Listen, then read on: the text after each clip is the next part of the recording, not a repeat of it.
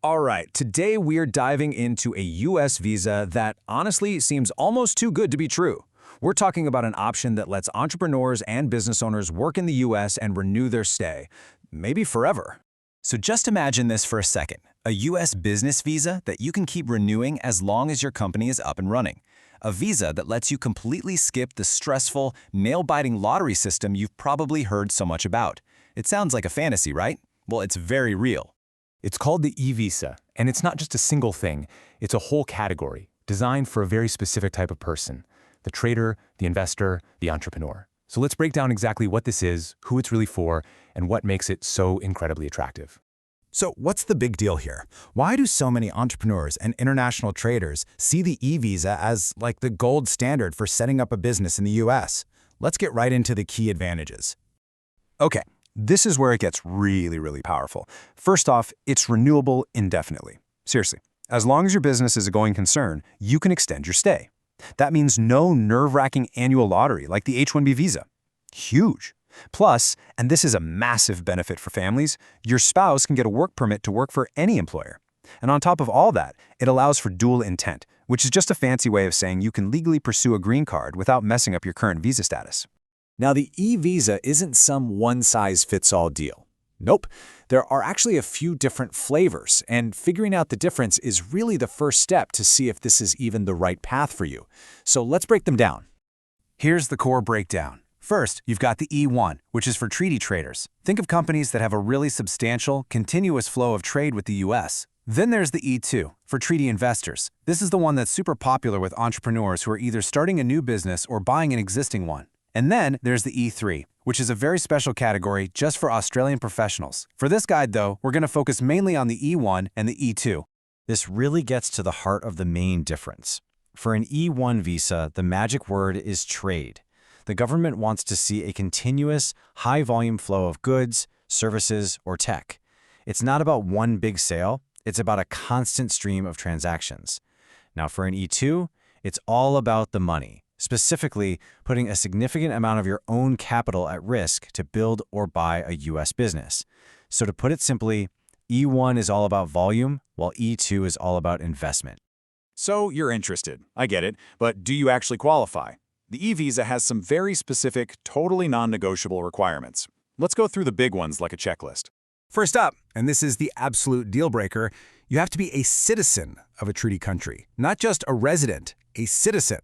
There are about 80 countries on that list, covering a lot of Europe and Asia. So your very first step, before you do anything else, is to go online and confirm your country has the right kind of treaty with the U.S. Next, let's talk ownership. For an E-1 or E-2 visa, citizens from your home country must own at least 50% of the U.S. business. This is a hard and fast rule. No getting around it. It's basically how the U.S. government makes sure the company is genuinely tied to your treaty nation and isn't just a front for other interests. For all you potential E-2 investors out there, the big question is always, how much money is a substantial investment? Well, here's the thing. The law doesn't actually give a specific dollar amount, but the general consensus among lawyers and experts is that investing over $100,000 makes your case a whole lot stronger. The goal is to show you're serious and that your investment is significant for the type of business you're starting. And the money is really just the beginning.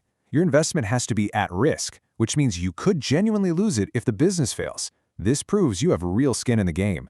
The business also has to be a real operating enterprise, not just a cool idea on paper, and critically, it can't be marginal. That means its main purpose has to be to grow and eventually hire Americans, not just to make enough money to support you and your family. And finally, you have to be the one running the show. This isn't a visa for passive investors who just want to park their money. Okay, so let's say you meet all the requirements. You're thinking, this is me. What's next? Let's walk through what the actual application roadmap looks like, from start to finish. The whole process really boils down to 4 main stages. First, preparation. And let me tell you, this part is intense. You need a rock-solid 5-year business plan and piles of documents for pretty much everything. Second, you file the official form online, the DS-160. Third is the interview, which is the crucial moment where a consular officer at a U.S. embassy grills you on your case. And then, if all goes well, you get that beautiful visa stamp in your passport and you're cleared for entry. So you've made it. You've gotten through the paperwork, the interview, and you've entered the U.S. on your E-visa.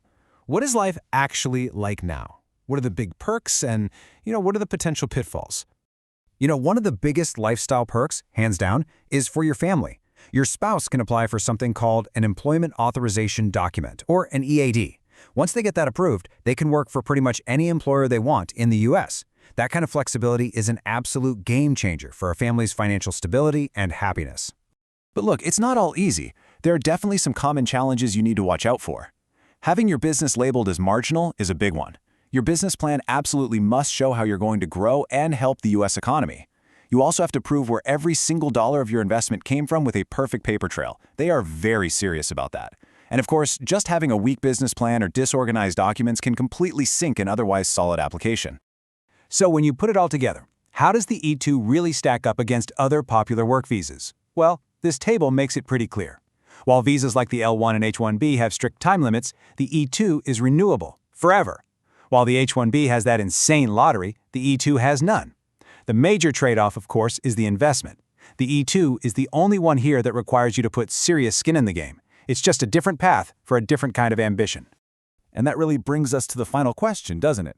The E-visa offers this really rare blend of entrepreneurial freedom and long-term stability. It demands a serious investment, it demands risk, and it demands super careful preparation. But the reward is a kind of flexibility that's pretty much unparalleled. So is it the right path for your American ambition? Thanks for joining us.